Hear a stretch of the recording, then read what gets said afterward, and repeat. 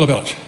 Mr. Speaker, and I stand today a bit disappointed really with the bill that we have in front of us, and the reason for that, Mr. Speaker, is that this was really an opportunity to regulate an unregulated market and actually address the main issue with online gambling, which is online harm.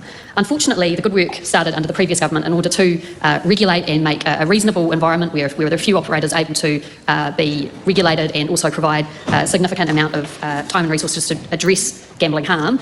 On the contrary, this bill that we now have before us looks to allow 15 different operators' licences within New Zealand, and the result of that, Mr. Speaker, will be a change in a situation where we are facing ads constantly when we open our phone, when we open our laptop, when our kids log onto YouTube for online gambling. And unlike the situation now where that's technically illegal to advertise for online gambling, this will now be permitted after this bill has passed. And in my personal view, as this is a conscience vote, is that there should be a regulated system in New Zealand for online gambling, but regretfully what we have in front of us is only going to make that situation worse. 15 is far too many, Mr. Speaker. When the last government looked at this bill, they were considering around, I understand, 3. So there's a significant difference there in what people were looking at. And I think perhaps one of the reasons that the Minister has ended a little bit off the mark on this bill has been because when this was first introduced, and we see that from there are 2 regulatory impact statements, the first one clearly states that there hasn't been sufficient time to consult with the people who this would affect. So there hasn't been feedback from public consultation on this proposal. And by the time the second regulatory impact statement was made to Cabinet, Mr. Speaker, the decisions had already been made about the regime that was going to be put in place. And unfortunately, this regime will allow far too many online gambling operators to operate in New Zealand. Now, Mr. Speaker, we know that online gambling does harm. We know that gambling does harm. We know that this is not something that we want to encourage people into.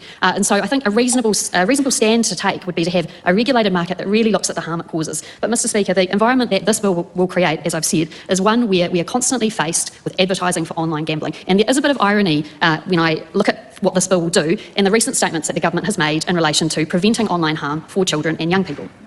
The government has said that they'll have a government bill making sure that social media is only available to those over 16. This bill, although technically you're only able to participate in online gambling once you're over 18, and I hope that the verification methods are robust, will actually probably mean that even with those verification methods, children and young people are subjected to what is an addictive form of spending your time, spending your money, and they will see that normalised. And there's information within these regulatory impact statements, and there's information from advocates against problem gambling that show that when it is advertised, it becomes normalised. And we know that because of this regime, there will be legitimate advertising taking place in New Zealand. So I think this is a missed opportunity. The government should have taken a step to reduce gambling harm. They should have taken steps that looked at the health and wellbeing of New Zealanders. They should have taken steps that meant that people were less likely to be subject to advertising for online gambling than they are now. Unfortunately, Mr. Speaker, this bill does the exact opposite. It brings in far too many licences all at once, and it means that advertising is a lot more likely. So it is regretful that we do not have a regulatory regime, which we sorely need in this country, which will truly address gambling harm. So with that, Mr. Speaker, I say my personal view on this conscience matter is that I will not be supporting this bill. However,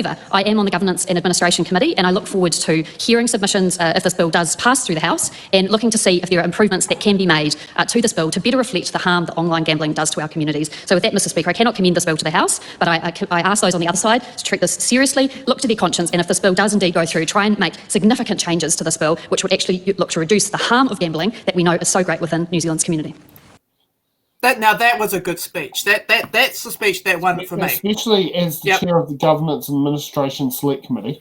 Yep, I 100% agree with Camilla. She identified the same points that I also found. Yeah. Let's say I agree with her, not the other way around, okay?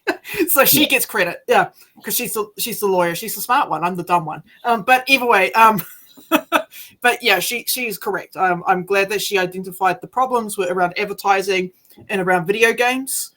So yeah, I'm glad that she's like, this bill's nonsense. It doesn't cover everything enough, and advertising's still going to be a massive pain in the ass to deal with.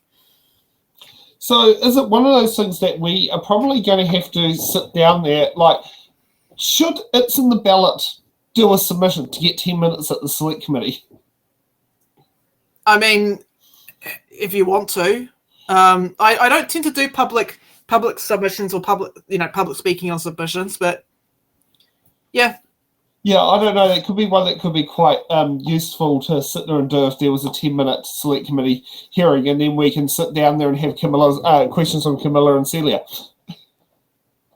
I mean, yeah, I guess. Well, I know Celia sits on the Select Committee as well.